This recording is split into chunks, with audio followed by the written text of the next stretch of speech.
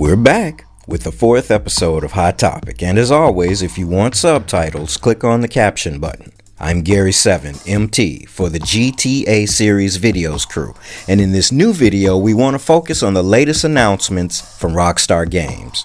We'll be looking at the release dates of GTA 5 for new-gen consoles and PC.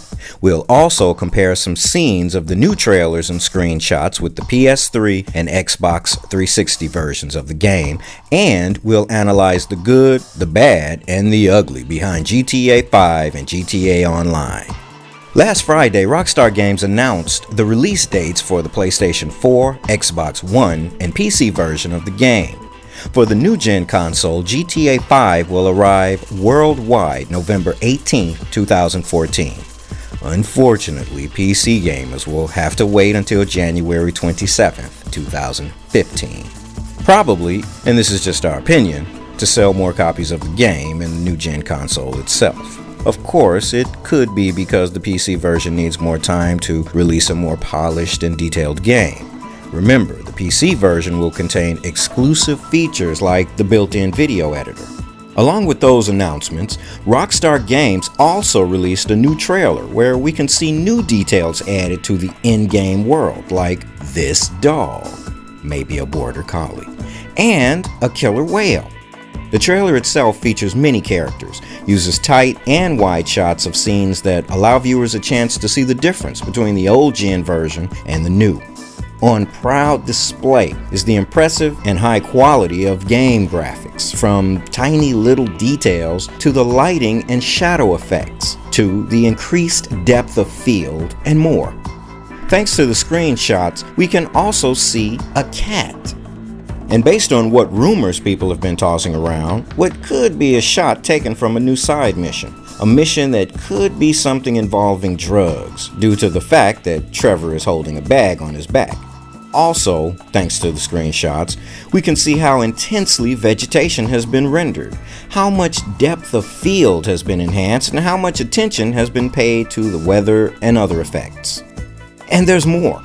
Rockstar has announced that there will be new weapons, vehicles, activities, a new foliage system, denser traffic, and enhanced damage and weather effects. Plus, the PS4, Xbox One, and PC versions will feature 100 additional songs and new mixes for the 17 radio stations. And all who pre-order the game will get $1 million in-game bonus cash to spend across GTA 5 and GTA Online, $500,000 respectively. And similar to what happened with the PC version of GTA 4, Rockstar Games has increased the player count in GTA Online for the new gen to 30 players per lobby. Rockstar has confirmed new and updated content coming for the PlayStation 3 and Xbox 360 versions of GTA 5, like the return of the Dukes and Dodo seaplane, as well as a faster and more maneuverable blimp. New wildlife photo and shooting range challenges with old and new weapons will be included. At the moment, we have no word on if all this content will also be available for the new gen, but it's unlikely they would skip it. GTA 5 has just had its first birthday, and without a doubt, the game is universally considered a success, highly acclaimed by critics. The game sold 11.21 million units, generating more than $815 million in its first 24 hours. Released on the 17th of September, it had already earned $1 billion in sales in just 3 days. The Guinness Book of World Records states that the game broke no less than an unheard of 6 world records. The best-selling video game in 24 hours. The best-selling action-adventure game in 24 hours, the highest-grossing video game in 24 hours, the highest revenue generated by an entertainment product in 24 hours, the fastest video game to gross $1 billion, and the fastest entertainment property to gross $1 billion. So it's irrefutable that the game has been a huge success, but for a lot of players, GTA 5 is also a big disappointment. For GTA 5, Rockstar Games used all its know-how to recreate the most authentic gaming world experience yet bursting with tons of detail, from the NPC's clothes to dialogue, sounds, textures, animations, and more. GTA 5 blends solid gameplay with pushing the technical limits of the hardware farther. The end result is nothing less than a masterpiece that raises the bar, making GTA once again the godfather of the action-adventure open-world video game genre. Fucking A. But GTA 5 is not only the best game of its ilk, it's also technically a monumental step up in the Grand Theft Auto series, flaunting enhanced graphics with great effects, a huge map that's opened completely from the start of the game, a better enemies and police that now poses a bigger challenge to players, and as always, freedom for players who want to attempt missions using new approaches and tactics. The game also offers a shitload of side activities and side missions like hunting, I see you. Why, hello. skydiving, a fully detailed underwater world, a lot of strangers to meet, talk to, and start new missions with, and even more unresolved mysteries than you can click your controller at. There are also lots of little details that make this game better and better every time. Hell, you can just turn it on and stand there watching the world go by. From sweat that will seep through characters' clothes when doing exercise, to the moon phases that change as the days and weeks progress, to the flip-flops that don't stay stuck on the character's feet, but actually flop, to the field master driving around on the beach with a tiller on the back, covering up tire tracks that can only be seen early in the morning. There's tons of these details, and we're probably even missing some. And we're not even talking about the big improvements or even the 3 main characters feature that makes GTA 5 unique from any other game on any other platform, including PC. But is all this enough? Could all these improvements and details satisfy the expectations of players who've waited 5 years for this game after the release of GTA 4? Well, here comes the bad part, because for a lot of players, GTA 5 is good, but not good enough. The main gripes are not about what the game has, but what it doesn't have. People are complaining about features that, according to them, have been removed. When one looks at previous installments of the series, players got to have girlfriends, buy property like houses, garages, hangars, and piers, fight gang wars, recruit gang members, and the gym food aspect, which was a popular feature of the GTA San Andreas. The question is, does all that fit in the world Rockstar Games created for GTA 5? Well, surely the 90s, the golden age of LA gangs, are long gone. So even if there are still gangs in LA, the Los Santos of today can't feature as much gang-related content, which instead fit perfectly in GTA San Andreas. We can buy new property that generates income, but the money required for their purchase takes too many in-game weeks to make most investments. And yeah, new houses would be cool, but the houses would be empty. What's more, thanks to the fast save option in the cell phones, hoarding cribs is obsolete. Changing aspects of characters could be a nice touch, as would dating girlfriends, even if it perfectly fits characters like Franklin. But this feature was changed with the booty calls inherited from the Ballad of Gay Tony. Michael instead is married, and Trevor, well, Trevor is Trevor. It's just a chicken heart. It's nearly vegan. So what is really missing from the game that would give GTA 5 better fan response? Well, first of all, maybe a different shaped map along with more things to do could be a first step.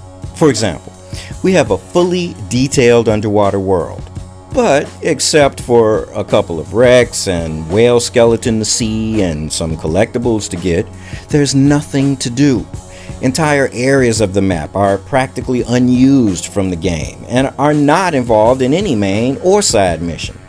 A lot of players also complain about the lack of interiors, but honestly, we don't think more buildings with detailed interiors would add much to the game, especially if there's nothing to do inside them. Missions are probably what we should focus on. Michael and Trevor are well-developed characters, but Franklin comes off like a minor player who's little more than a third wheel for a perfect duo. An in-depth look at Franklin's past and increasing his importance during the storyline could have added a lot to the game. Giving Franklin a new series of meaningful missions would allow players to identify more with the youngest character of the game and also add more fun to GTA 5. I apologize. While the heists are fun and enjoyable, and while there probably was no need to add more in the original game setup, all the missions between heists seem like afterthoughts. They feel like filler, lacking big picture relevance, reason, or even proper endings. And then we have GTA Online, undoubtedly the biggest blind bet Rockstar Games has yet made. There are lots of great things about GTA Online, from the constant evolution of the multiplayer world to the continuous support from developers who not only work tirelessly on patches and balancing the game itself for all players, but who also release new DLCs with vehicles, characters, personalization, and jobs, all completely free, unlike most game developers out there. And there's also the Creator, an ingenious feature that currently allows players to create their own races and death matches, but will allow the creation of new missions and more in the future. But there are a lot of complaints about GTA Online, starting with a creation menu that doesn't give players enough options to create a really unique character. Instead, gamers are limited to choosing only character parents. Absent are values that directly manage height, weight, skin color, or other facial or bodily traits. The unfortunate result of all this is a city chocked full of clones who've just randomized values until stumbling onto an acceptable character. And then we have all the glitches, exploits, mods, and more that, also thanks to a lot of YouTubers out to make easy money off the GTA Online name, infest free roam lobbies, creating a totalitarian anarchy where only those who won't play fair actually can play. All this and the inability of Rockstar Games to put a stop to all the glitches and exploits or to keep their future plans for them secret makes GTA Online a game where you can actually play only by making private lobbies with trusted friends. So, to wrap it up, we have a successful game that, according to players, is both a masterpiece and a piece of crap. As always, the truth lies somewhere in between the two, but closer to a masterpiece. GTA 5 and GTA Online are really great games. Still, no one product can ever satisfy everyone.